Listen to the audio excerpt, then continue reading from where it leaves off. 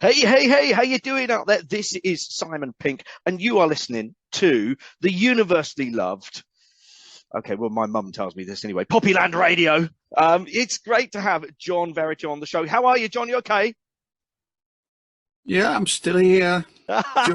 Just, just, I know the feeling. Oh, that was Hank Marvin. I put on Man of Mystery because it's one of my favorites. You heard that one before? oh yeah, yeah, lots of times. I thought you might have. I thought you might have. It's a Yeah, great song, isn't it? Great track. well, I think that might have been subliminally one of the tracks that made me um, such a regular use of the tremolo arm Mm. because he was really giving it some stick on that one. So yeah, yeah, Wasn't he just? And it stayed in tune as well, which was pretty impressive back those. So good old yeah, Hank. yes, it Good old was. Hank. Well, let's Yeah. look. We talked a little bit about sort of at school and when you first started, and some of the bands like Chillers that you're in and stuff like that. Let's take it forwards a little bit. Now, there's a date that probably sticks in your memory even better than me because I was probably 1 years old at this sort of time. But July the 5th, 1970. It was 2 days after your 21st birthday, if I got that right. What happened? Where were you? Come and tell us the story. Right. Well, I was living in America. I'd just to go back slightly to 1969, the band that I was in was offered a gig in a rock club in the Bahamas of all Oh places, God, okay. which of course we accepted Yeah, because you yeah, would. right, yeah. But there was a rock club on Grand Bahama called Joker's Wild, and basically it was a club that an American promoter obviously got his head screwed on right, had realised that there was a market for a club within striking distance of America Yeah. that college kids could get to. And the Bahamas was a pretty good place to do that because it was literally 40 miles from the American coast. So he opened this rock club and he used to book English bands. And the main agency that he dealt with was the agency that my band was signed to. So we got the gig, went to across to the Bahamas, and whilst we were playing there, an American promoter came in and said he wanted to manage us and Oh, took us to America. So that's how I got to America the first time.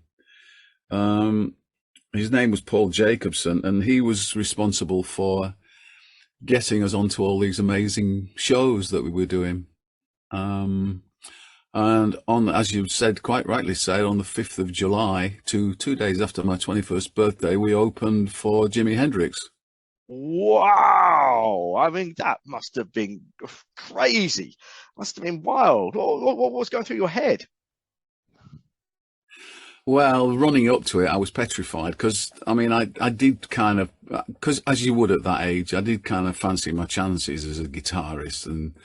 But then I thought, I'm going to get exposed here, playing on the same bill as one of my heroes. Mm, So I was frightened in a way. I was scared of it in a way. yeah. But but excited, looking forward to hopefully meeting one of my heroes. And we got to the gig and we got all our gear in and sort of got things pretty much organised. And there was nobody much there from the Hendrix crew. And then when the crew arrived, they threw us out. Oh, The tour manager, yeah, the tour manager said, "I want the place cleared before Jimmy gets here. Nobody's allowed backstage. yeah. Basically, get out, Oh, and we'll come and find you when we need you." okay. So that was a great start, Yeah, obviously. yeah. Did you get to see him play that night?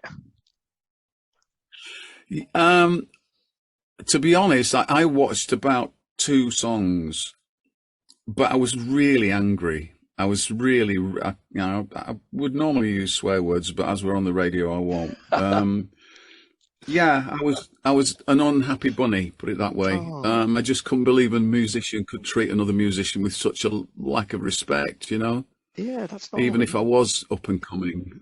yeah. Yeah, so we just when the tour manager came and got us, well, sent a message to us saying you can come in and set your gear up. Yeah. Obviously, after Hendrix had sound checked, Yeah. and we set our gear up and did our set, which went really, really well, which Yeah. was fine. And then me and some of the guys went out front to watch, and I watched a couple of songs. Hendrix wasn't happy. He clearly didn't really want to be touring. I think he'd been made to go out on the road because money was running short. Okay. And it was really clear that he didn't really want to do it. Yeah. He was pretty miserable, really. And he was trying to play new stuff, and the audience kept shouting for the old stuff. Yeah. And he was just not in a bad place. So I just left. It wasn't too long before he actually passed away, I think. So about 3 or 4 months, I think. It was the last gig he did yeah, it was the last time he played in America, yeah. Jeez, okay. Well, I mean, I suppose looking back, at least he got to see him alive, you know. So that's about the only good thing about it. But I mean, supporting Jimi Hendrix, wow. I mean, most guitarists are going to say give their right arm, but that wouldn't be a lot of use for most guitarists. So maybe the right leg for it. But you know, that's amazing. That is amazing. Okay, so that is rock god royalty. I don't think it gets any bigger than that. So that's amazing. I mean, let's bring it down a little bit, and these guys are still pretty good. So I know you've done support slots, or you've played or jammed with them or something, with Mountain, Canned Heat, Savoy Brown, Janis Joplin. Oh God, there's so many, John. There's so many. Have you got any stories about any of those at all? You can tell us. Things just went pretty smoothly. I mean, after that,